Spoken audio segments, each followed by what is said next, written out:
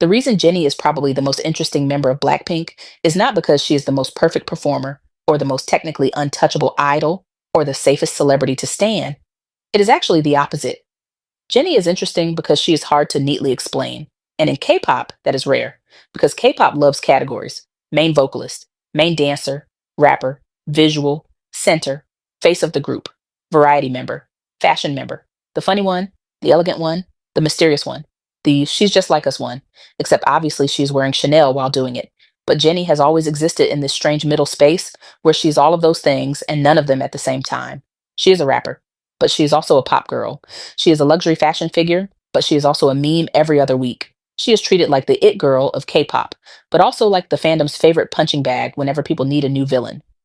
She is glamorous, but not always polished, confident, but sometimes visibly uncomfortable, extremely famous, but still somehow constantly being asked to prove why she deserves to be famous. That contradiction is the whole point. Jenny is not interesting because she gives people an easy story. She is interesting because people keep trying to force her into one, and she keeps slipping out of it. And that is why her solo career is so fascinating to watch. Because with Jenny, the conversation is never just about the music, it is about the image, the timing, the styling, the stage presence, the body language, the public perception, the hate train, the fashion connections, the Western industry positioning, the Blackpink legacy, and the question that people keep asking whether they admit it or not: can Jennie become a real solo pop figure outside the Blackpink machine? Not just famous, she is already famous. Not just followed, she is already followed. But can she become someone casual listeners care about beyond the group name, beyond the fandom noise, beyond the luxury campaigns, beyond the endless arguments about whether she is overrated or unfairly hated? That is the real test. And this is why her festival run is actually a very smart move. Because a normal solo tour is one thing. A solo tour is mostly for people who already care.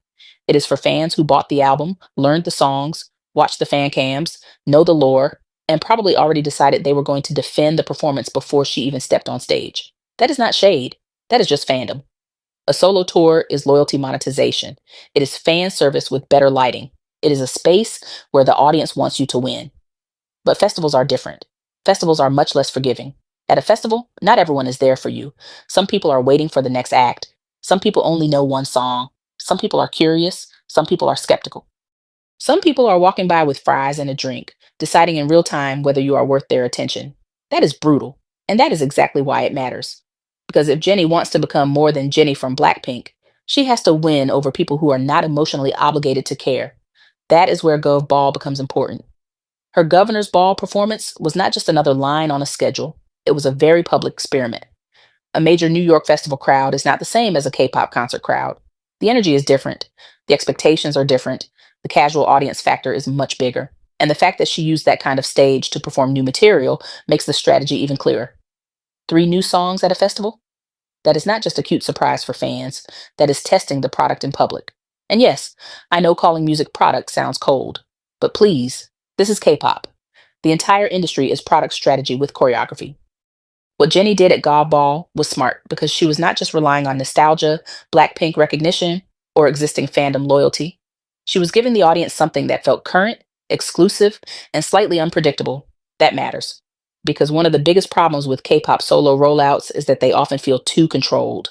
Everything is pre announced, pre packaged, pre edited, pre declared iconic by the fandom before the public has even reacted.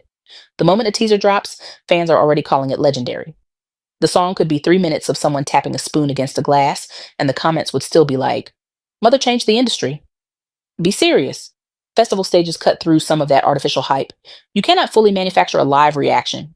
You can prepare the stage, the lighting, the styling, the band, the choreography, the camera angles if it is streamed, but the actual crowd, the actual atmosphere, the way people respond when they are not all hardcore fans, that is harder to fake. So when Jennie performs new songs at Gove Ball, she is not just giving Blink's content. She is creating a moment for people outside the fandom to discover her in motion. And that is the key phrase, in motion. Because Jennie's appeal has never been just technical.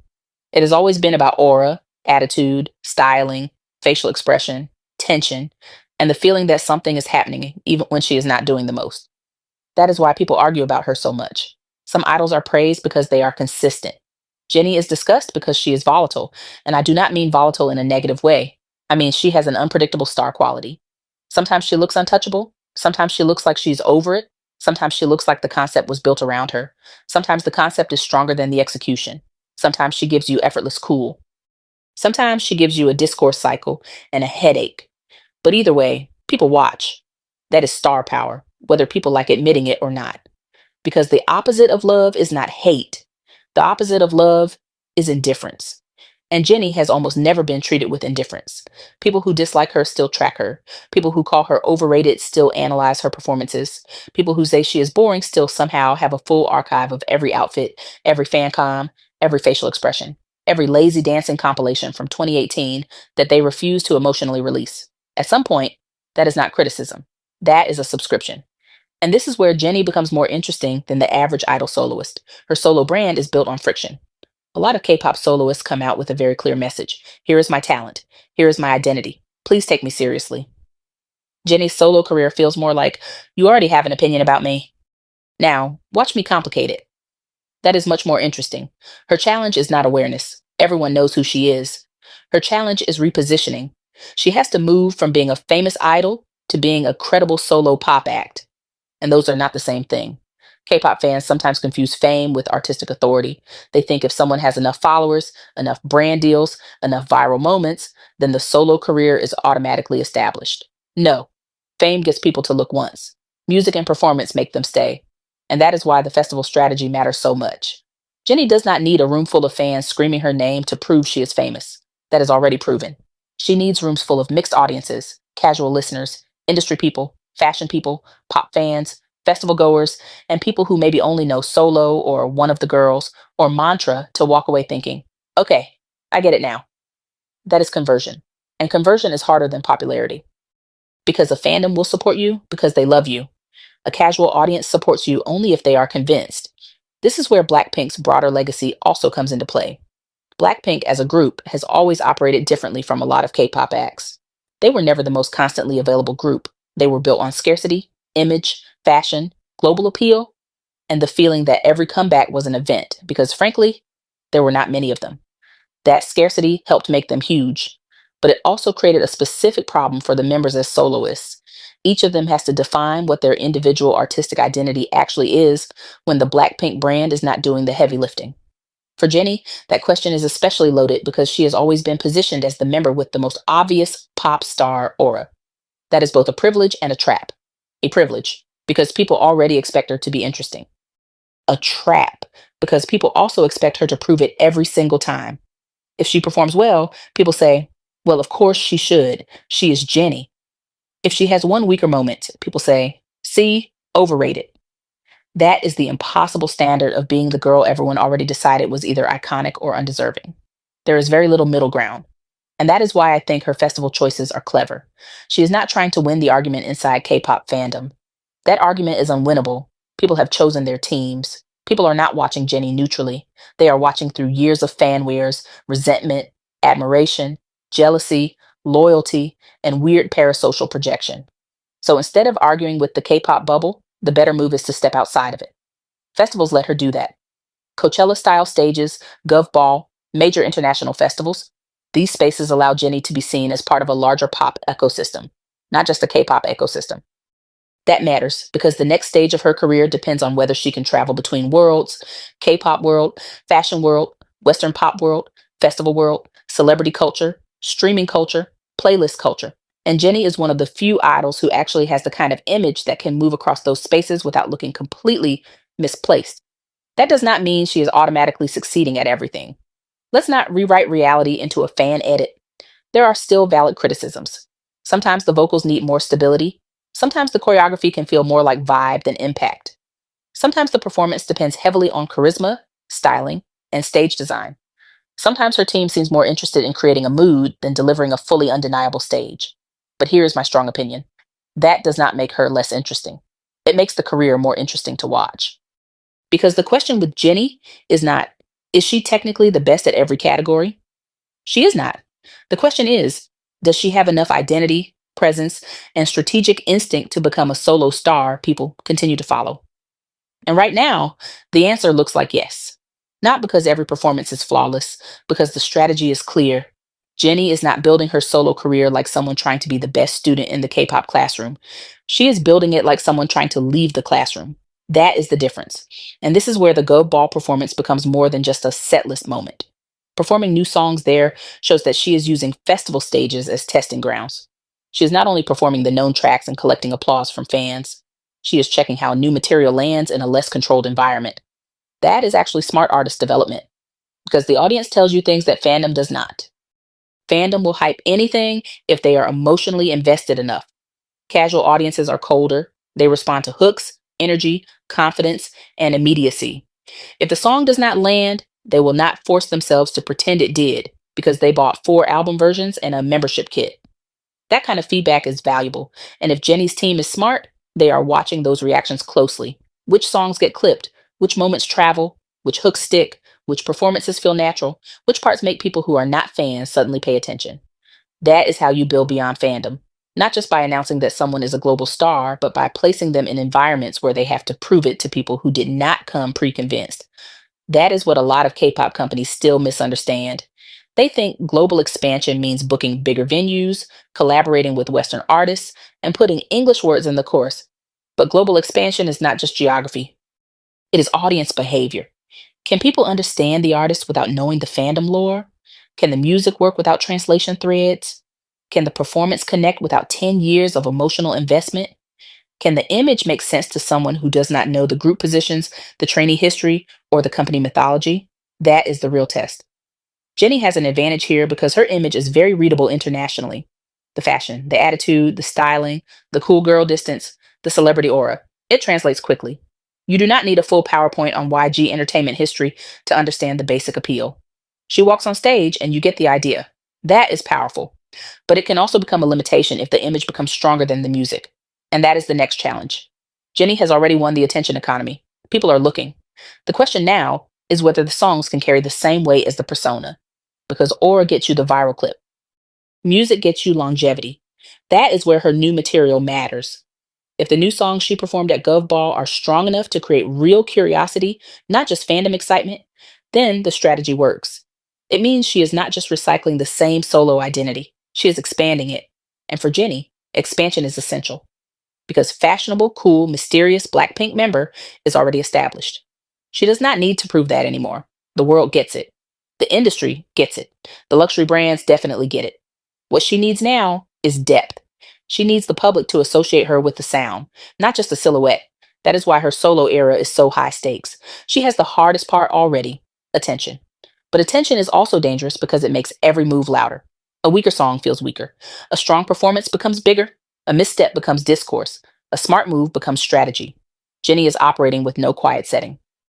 And maybe that is why she is the most interesting, because everything around her feels amplified. Her success is amplified. Her criticism is amplified. Her fashion is amplified. Her stage presence is amplified. Her mistakes are amplified. Her silence is amplified. Even her facial expressions are apparently national emergencies depending on which corner of the internet you accidentally end up in. It is absurd, but it also reveals something important about modern pop culture. The most interesting stars are not always the ones everyone agrees on. Sometimes they are the ones people cannot stop debating. Jennie is not a universally comforting figure. She is not the idol everyone can easily project innocence onto. She is not always trying to look humble in the way K pop audiences traditionally reward. She has a kind of distance to her image, and that distance makes people curious. Some fans read it as confidence, some read it as arrogance, some read it as mystery, some read it as laziness. And that split reaction keeps the machine running. But beyond the discourse, the business logic is obvious. A festival run allows Jennie to reach 3 audiences at once. First, the core fans who want proof that her solo era is active, ambitious, and worth supporting. Second, casual K pop listeners who know her name but need to be convinced that the music and performance are worth following. Third, non K pop festival audiences who might not care about Blackpink fan wars but can still respond to a good hook, a confident stage, and a clear pop persona. That is a much smarter play than only doing safe fan centered promotion, because safe promotion protects the existing fan base. Festival promotion expands the perimeter, and Jennie needs expansion. Not because Blackpink is not enough, but because solo identity requires a different kind of proof. Being part of a massive group gives you visibility. Being a soloist requires a reason, and that reason cannot just be, she is Jennie. At least not forever. That is why Gob Ball matters. That is why the new songs matter. That is why the festival strategy matters. It suggests that Jenny is not just trying to cash in on existing fame, she is trying to build a solo audience in real time, in front of people who may not already be emotionally invested. That is a very different kind of ambition. And I respect it. Even if every performance is not perfect, the direction is smart. She is choosing stages that make her look bigger than the idol system while still using the power that system gave her. That is a difficult balance. And honestly, very few K pop soloists can pull it off without looking like they are cosplaying Western pop stardom. Jenny does not look like she is cosplaying it. She looks like she is negotiating with it. And that is more compelling because her solo career is not just about whether she can sing a song or dance a routine. It is about whether she can become a pop figure with enough taste, tension, and musical identity to exist beyond the group that made her famous. That is the real story. Not Jenny is perfect, not Jenny is overrated. Both of those takes are boring. The interesting take is that Jenny is one of the few K pop idols whose solo career feels like an actual cultural experiment. She is testing how far idol fame can stretch into global pop culture. She is testing whether fashion visibility can convert into musical credibility. She is testing whether fandom attention can become public interest. And with God Ball, she tested something even more specific. Can new Jenny music land in front of an audience that does not owe her loyalty? That is the kind of question a serious solo career has to answer. So, yes, Jenny might be the most interesting member of Blackpink. Not because she is the most flawless, because she is the most unresolved. And unresolved stars are the ones people keep watching. Her festival run is smart because it does not just celebrate the audience she already has, it goes after the audience she still needs. And that is the difference between being famous and building a career that can actually survive beyond the hype. Jenny does not need people to know her name. She needs people to believe the name means something on its own. Gov Ball was another step toward that. And whether people loved it, criticized it, overanalyzed it, or pretended not to care while watching every clip, the result was the same. Jenny stayed in the conversation. And in pop culture, that is not a small thing, because the most dangerous artist is not always the one everyone agrees is perfect. Sometimes it is the one people cannot stop arguing about.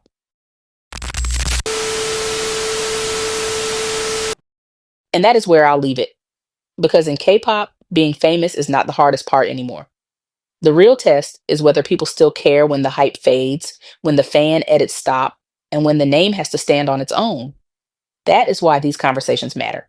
Not because every idol has to be perfect, not because every stage needs to be untouchable, but because the most interesting artists are usually the ones people cannot neatly explain. If you want more K pop commentary that does not just repeat fan war talking points, follow me. Comment what you think, especially if you disagree, because honestly, that is where the conversation gets interesting. And as always, in K pop, the performance ends in 3 minutes, but the discourse, unfortunately, that has an encore. Bye.